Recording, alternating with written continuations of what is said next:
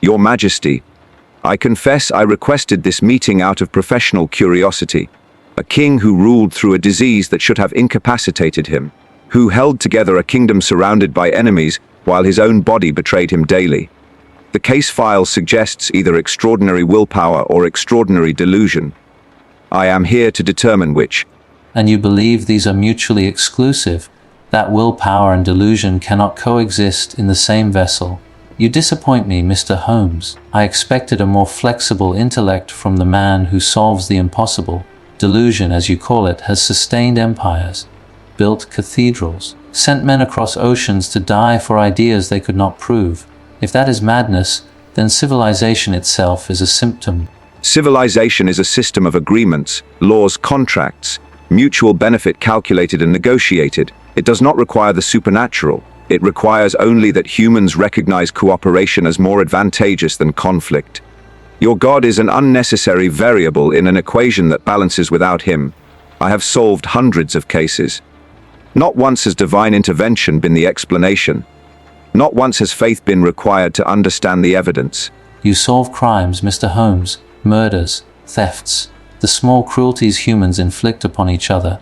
These are finite puzzles with finite solutions. But existence itself is not a crime to be solved. It is a question that precedes all questions. Why is there something rather than nothing? Your methods require evidence. But evidence itself requires a framework to be interpreted. Who built the framework? What preceded the first premise of your precious logic? The universe requires no builder. Cause and effect extend backward without requiring a first cause. Time itself may not be linear. The question, what came before the beginning, may be as meaningless as asking, what is north of the North Pole? You assume creation because your mind cannot conceive of eternal existence. But your cognitive limitations are not proof of divinity.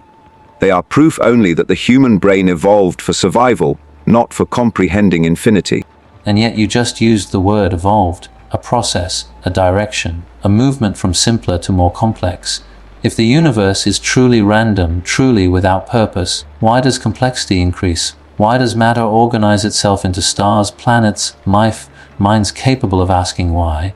Randomness trends toward disorder. Your own physics tells you this. Entropy increases. And yet here we sit, two ordered systems of extraordinary complexity, having a conversation about order. Does this not strike you as requiring explanation beyond accident? Natural selection explains complexity without purpose. Organisms that survive pass on traits that help them survive. Over billions of years, this produces the illusion of design without requiring a designer. The eye seems purposeful. But it developed incrementally, each stage conferring slight advantage, until the current form emerged. No plan was necessary, only time and pressure. You describe a process that produces minds capable of asking about their own origins. A universe that generates observers of itself. Does this not seem remarkable? If existence were truly purposeless, why would it create beings who demand purpose? Why would meaninglessness generate creatures tortured by the need for meaning? Either the universe is profoundly cruel, creating conscious beings only to abandon them in void, or consciousness itself is evidence of something beyond the material. The very fact that you can ask why suggests that why has an answer. Or it suggests that why is a cognitive artifact, a pattern-seeking brain finding patterns where none exist. We see faces in clouds because our ancestors who saw faces survived predators better than those who did not. We see purpose in chaos because purposeful thinking helped us navigate social environments. The question, why, may simply be the misfiring of a mechanism designed for more practical applications. And if the mechanism is misfiring, how do you trust any of its outputs? Your logic, your deductions, your certainty that evidence leads to truth. All of these depend on the same brain you just called a survival tool prone to illusion. If the mind cannot be trusted when it perceives meaning, why should it be trusted when it perceives cause and effect? You cannot use reason to dismiss purpose and then use the same reason to construct your detective work. Either the mind accesses truth or it does not. You cannot have it both ways. The mind can be calibrated through method, through the elimination of bias, through the testing of hypotheses against evidence. Science corrects the errors of intuition. Faith does not. Faith asserts without testing, believes without evidence, claims certainty where uncertainty is the only honest position. I trust my reasoning because it produces results. Your faith produces only comfort. Comfort is not proof. You think my faith is comfortable? I am dying, Mr. Holmes. My body is rotting while I still inhabit it. I have watched my fingers curl into uselessness, watched my face become something I must hide behind silver. I have buried friends who died fighting for a kingdom I know will fall after I am gone. There is no comfort in my faith. There is only the conviction that this suffering means something, that the God who made me did not make me for annihilation. If I am wrong, I lose nothing. I will simply cease. But if you are wrong, you have spent your entire brilliant life missing the point of existence itself. Pascal's wager, the argument that belief is the safer bet.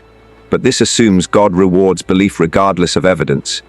A God who values faith over reason is a God who punishes honesty. I cannot force myself to believe what the evidence does not support. If your God exists and demands belief without proof, then he created me incapable of salvation. You misunderstand the wager, and you misunderstand faith. Faith is not belief without evidence. Faith is trust beyond evidence. When you step onto a bridge, you do not know with certainty it will hold. You trust, based on past experience, that bridges generally hold. When you trust a friend, you cannot prove they will not betray you. You extend faith because life requires movement before certainty is possible. My faith in God is the same, not certainty. Trust, the decision to move forward as though meaning exists, because the alternative is paralysis. The bridge analogy fails. Bridges operate on physical principles I can observe and test. God offers no such testability. If he exists, he hides. He permits suffering he could prevent. He demands worship while providing no verifiable evidence of his presence. The bridge announces itself. Your God plays games. Or your methods are insufficient for the mystery. You solve crimes by examining evidence left behind, footprints, fingerprints, fibers. But what if God's evidence is not external? What if the proof is written in the structure of inquiry itself? You ask why. You demand meaning. You cannot stop yourself from seeking truth. These drives did not evolve for survival. They exceed survival. They make us sacrifice survival for truth, for beauty, for love. The martyrs died for what they believed. The scientists pursued knowledge at the cost of health and happiness.